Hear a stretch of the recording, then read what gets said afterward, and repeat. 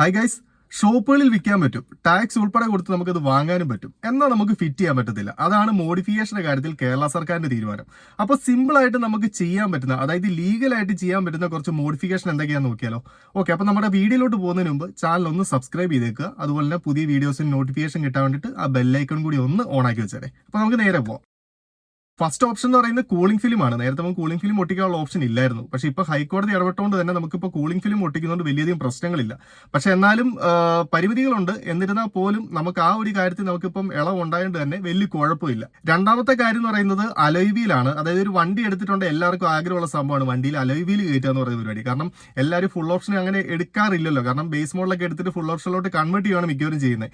അപ്പം അവർക്കുള്ള ഒരു ആഗ്രഹമാണ് ടയർ മാറുക, അല്ലെങ്കിൽ അലോയ് വീൽ കുറച്ചും കൂടെ നല്ല ഗുമ്മ് കിട്ടുന്ന ഇതിലോട്ട് ആക്കുന്ന ഒരു സംഭവം. അതിപ്പോ നമുക്ക് ചെയ്യുന്നതുകൊണ്ട് ഒരു വിഷയമില്ല.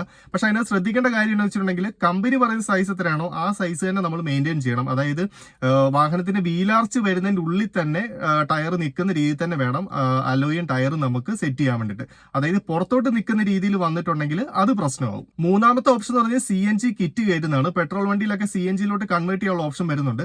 അത് നമ്മൾ ചെയ്യുമ്പോൾ മെയിനായിട്ട് ശ്രദ്ധിക്കേണ്ടതെന്ന് വെച്ചിട്ടുണ്ടെങ്കിൽ അതൊരു ഓതറൈസ്ഡ് സർവീസ് സെന്ററിൽ ചെയ്യുകയും വേണം. അത് കൂടാതെ നമ്മുടെ RC ബുക്കിൽ അത് ചേഞ്ച് ആക്കുകയും കൂടെ വേണം. അപ്പം ആ ഒരു കാര്യം നോക്കിയിട്ട് നമുക്ക് വേണമെങ്കിൽ നമ്മുടെ വാഹനം പെട്രോളിൽ നിന്ന് നേരെ CNGയിലോട്ട് കൺവേർട്ട് ചെയ്യാൻ പറ്റും. അടുത്തതെന്ന് പറയുന്നത് കളർ ചേഞ്ചിങ് ആണ്. നമ്മുടെ വാഹനത്തിന് നമ്മുടെ ഇഷ്ടത്തിന് കളർ ചേഞ്ച് ചെയ്യാനുള്ള ഒരു ഓപ്ഷൻ ഇപ്പോൾ വരുന്നുണ്ട്.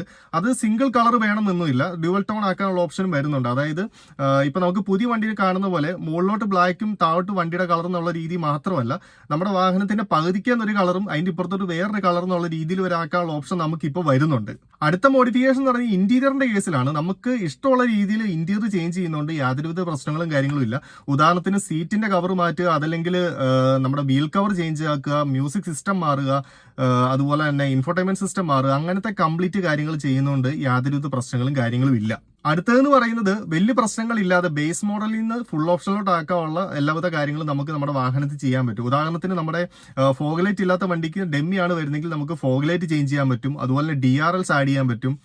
ഹെഡ്ലൈറ്റിന്റെ ബൾബ് മറ്റുള്ളവർക്ക് ദോഷമാകാത്ത രീതിയിൽ നമുക്ക് ഹാലജനിൽ നിന്ന് LED ചേഞ്ച് ചെയ്യാൻ പറ്റും. അങ്ങനത്തെ കുറച്ച് കാര്യങ്ങളും കൂടെ നമുക്ക് ചെയ്യാൻ പറ്റും. പിന്നെ അത് കൂടാതെ ഹൈ റേഞ്ച് ഏരിയകളാണെങ്കിൽ നമുക്ക് എക്സ്ട്രാ യെല്ലോ കളറിലുള്ള ഫോഗ്ലൈറ്റ് അഡീഷണൽ ആയിട്ട് ആഡ് ചെയ്യുന്നതുകൊണ്ടും കുഴപ്പമില്ല. അപ്പൊ ഇത്രയൊക്കെയാണ് നമ്മുടെ മെയിൻ മോഡിഫിക്കേഷൻസ് പറയുന്നത്. അതായത് ഇതിനകത്ത് CNG ചെയ്യുന്നതിനും അതുപോലെ തന്നെ കളർ ചേഞ്ച് ചെയ്യുന്നതിനും മസ്റ്റായിട്ടും RC ബുക്കിൽ അത് ചേഞ്ച് ആക്കിയിരിക്കണം. അല്ലെങ്കിൽ ഈ പറയുന്ന പോലെ നമുക്കെതിരായിട്ട് ഫൈൻ അടിക്കാനുള്ള ഓപ്ഷനും വരുന്നുണ്ട്. അപ്പൊ എന്തായാലും നമ്മുടെ വീഡിയോ എന്ന് പറയുന്നത് ഇത്ര സിമ്പിൾ ആണ്. അപ്പം വീഡിയോ ഇഷ്ടപ്പെട്ട ലൈക്ക് ചെയ്യുക. അതുപോലെ മോഡിഫൈ ചെയ്യാൻ ആഗ്രഹമുള്ളവർക്ക് ഈ വീഡിയോ ഒന്ന് അയച്ചു കൊടുത്തേക്കാം. അപ്പൊ നമുക്ക് നാളെ കാണാം.